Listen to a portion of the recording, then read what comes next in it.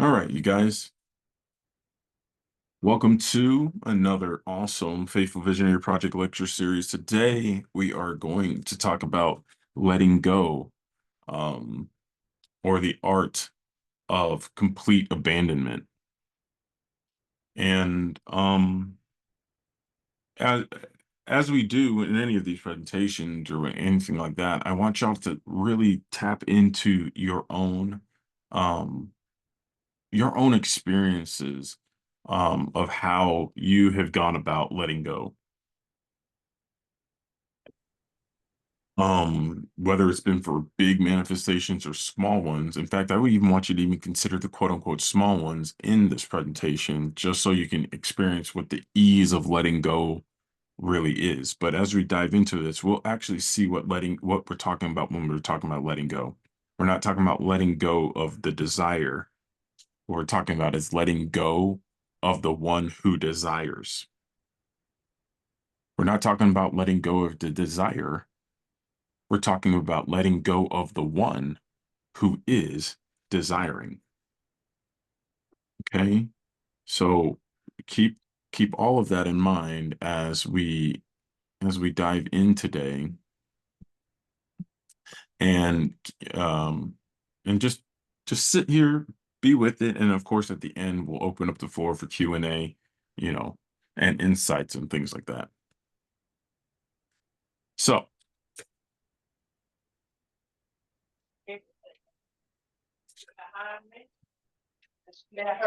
what do we mean by letting go? Can we mute our microphones, please? When we're talking about letting go, we're talking about complete abandonment to anything that is counter to our state of being within ourselves.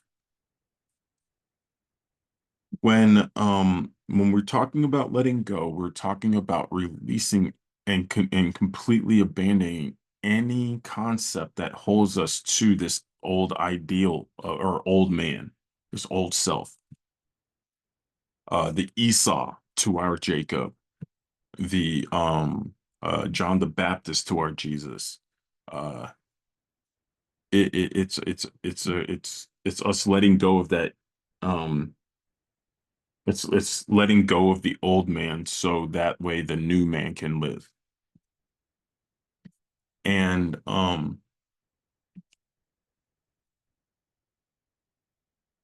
what we're really talking about again is letting go of that feeling of lack, letting go of that feeling of fear, letting go of the feeling of wanting and desiring, and living in the end and letting go means not stressing over whether the manifestation is working, whether the thing is coming. It's the checking, the ceasing of the checking the outside circumstances to see whether something is working or not. And so when I say to you guys, and I say this often, it's like, what is the end? What do you want? And then you tell me what you want, and then I say, okay, what would it feel like if you were that person? That moment that you experience when your shoulders drop and you sigh, just of that sigh of relief comes over you, that's you letting go. That's you releasing the concept of yourself that was once desiring and actually touching that state that you do want to be in. Like the woman who touched the pool a bit, or I should say the man who um, found it difficult to enter the pool of Bethesda. Um, they were basically standing on the shore of the pool or standing on the outside of the pool, letting everybody else jump into the pool. But they themselves just couldn't make that move because they couldn't let go of their story, couldn't let go of their past, couldn't let go of that which was familiar to them because of old ways of being. And if you find yourself in that loop of checking over and over and over again, is it working? Is it not working? Overthinking, always having to reach out, finding yourself running through the same patterns, same thought patterns, all that stuff, you haven't let go. You haven't released yourself from the person you once were. And the reason and the way you can know you haven't let go of this old man or this old way of being is because you're not making effortless action. Someone asked Neville, it's like, what should I do? What should I do um, if I've imagined my end, if I've lived in the end, what should I do here? And Neville would say, do nothing.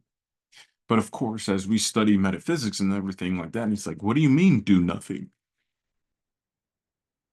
I obviously have to do something in order to get what I want. And Neville would say, no, you don't have to do anything to get what you want. You have to be something to get what you want.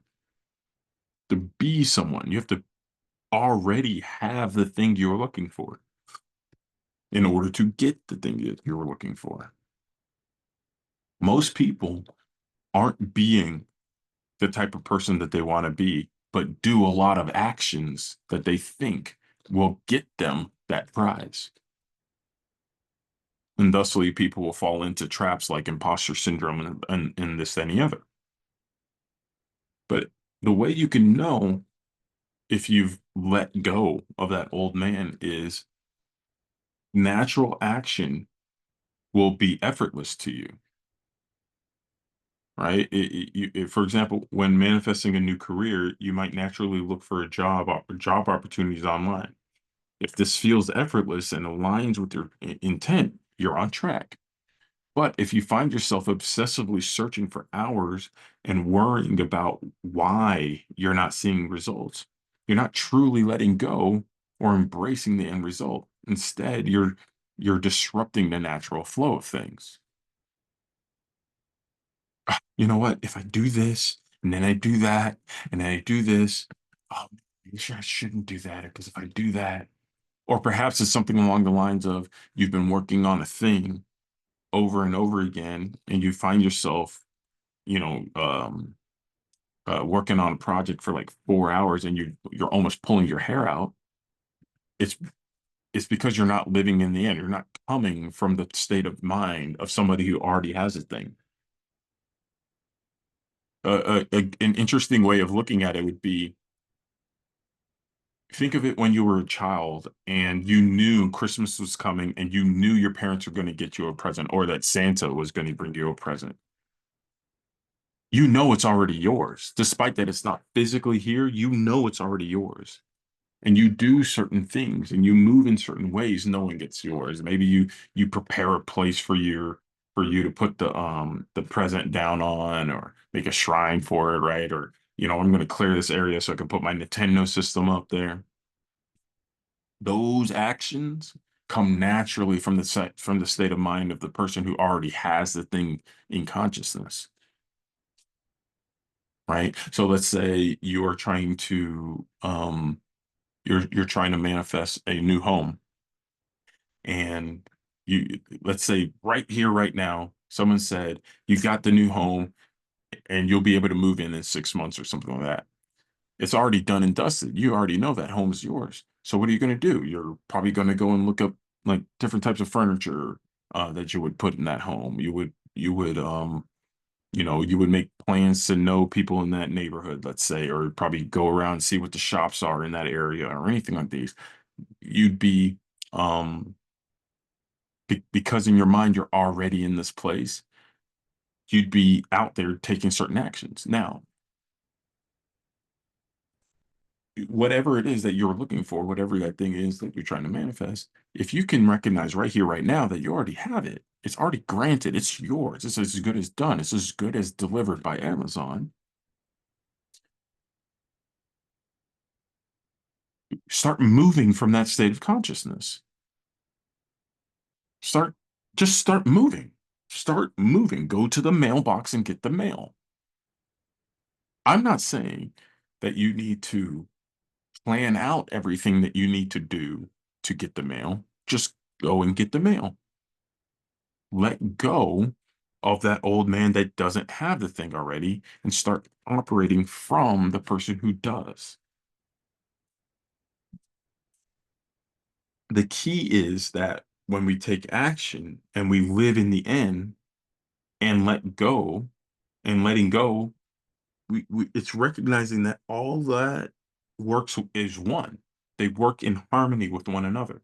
If I am this person, I would move a certain way. If I'm not this person, I wouldn't move that certain way.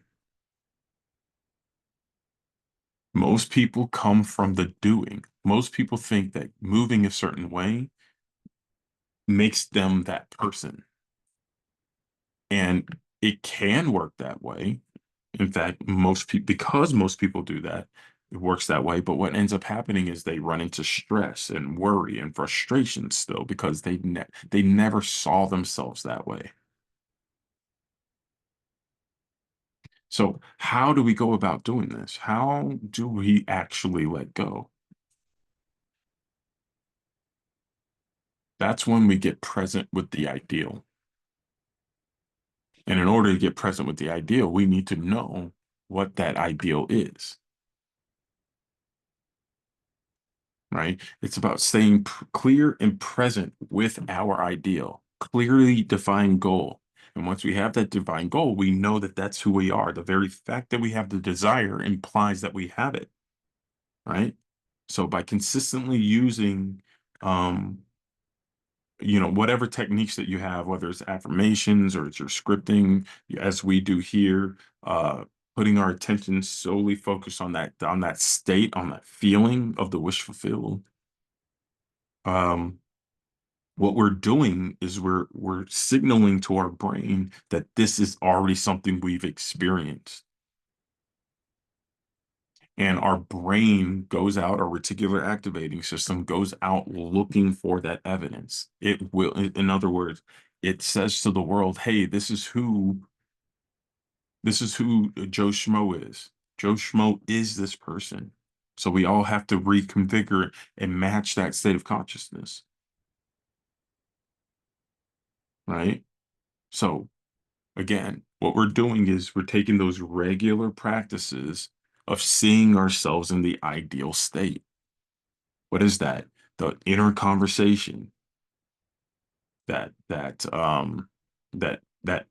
you all know I'm not a big fan of vain affirmations, but if it works for you, let it. That vain affirmation, that scene, the simple scene that implies that you already have it. This, when you do that, what you're doing is expressing faith. Why? Because faith is a substance of the things hoped for. It is the substance, meaning it's tangible. It is the substance of things hoped for, the assurance of things unseen, things that we can't see with our human eye. So when we have faith and we put our attention on our ideal, what we're actually doing is touching what the rest of the world can't touch. And again, we don't we're not we don't go to faith in hope of something coming. We go to faith because it's the substance of the thing we hope for. It it is the thing we hope for. Faith is. And when we do that, our body and the rest of the world naturally match it. So what we're essentially saying is that we have to let it flow. We have to let go of that old stuff and put our attention on to what we want and allow it to sprout.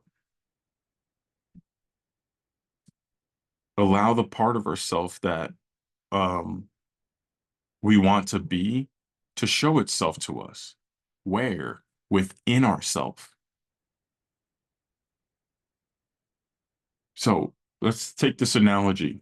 So it's like when we plant a seed in the garden, if we keep digging it up, Where is it? Why isn't it here yet? And this and the other, it will never grow. What we have to do is keep nurturing the soil around that seed. We know that the seed's planted, and you know it's only a matter of time. The only thing you can do is cultivate the dirt that's around it. So this is illustrating the difference between um, wanting something and allowing it to come true. If you're constantly finding yourself in fear, frustration, doubt, worry about whether this thing is going to come or not, you're digging up the soil in which the seed is planted, which doesn't allow the seed to grow at all. The key is to stay calm and grounded, trusting in the process of consciousness.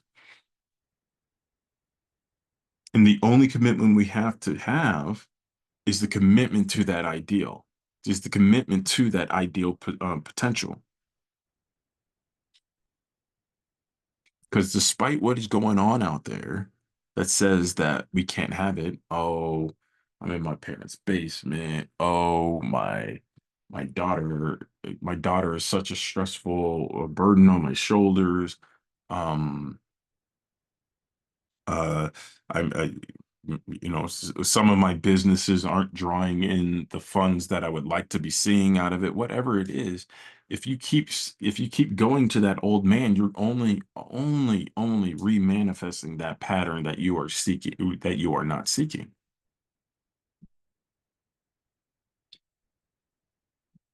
And all of this has been supported by the words of Neville Goddard, who said that um he said in two different lectures, he said this: do you always turn to your imagination, and no matter what happens, do you remain faithful to the state imagined? If you do, you have passed the test. But if every little rumor, doubt, or fear can move you around like a pawn on a chessboard, then you are not keeping to the faith. As Paul said, Paul said, do you not realize that Jesus Christ is within you? That is, of course, unless you fail to meet the test. What is the test? That I am already the man that I want to be. Because as we've recognized, Jesus means Jehovah saves, or I am saves. So are you holding on to the faith? How do you know if you're holding on to the faith? Where are you in consciousness? Are you wanting, or are you fulfilled? Are you wanting, or are you fulfilled? In another lecture, this is from the 12 Disciples lecture. Um, Towards the end, he's referring to Judas here, who's the disciplined, the disciple who, when disciplined, is the uh, what do you call it? He is the disciple of, well, essentially, letting go or dying to the old man. He's the one who sacrifices himself for the ideal. So when man realizes that the desire, if realized, would save and befriend him, he willingly gives up his life or his present concept of self for his friend by detaching his consciousness from that which he is conscious of being and assuming the consciousness of that which he desires to be. So where are you dwelling? And you can know where you're dwelling based on your reactions to life. And of course, we fall in and out of states all the time, but the state of consciousness that we're most often associated with, the state of consciousness that we put our attention on the most, the state of consciousness that we recognize and identify as ourself, that's the one. That's that's the one we want to pull our attention from. That's the one we want to let go of. So that way we can fully embrace the new ideal. So again, letting go isn't about letting go of what you want and letting go of thinking about it or thinking of it or thinking from it. Letting go is letting go of desiring it, letting go of wanting it, letting go of not believing that it's here. It's letting go of the doubt.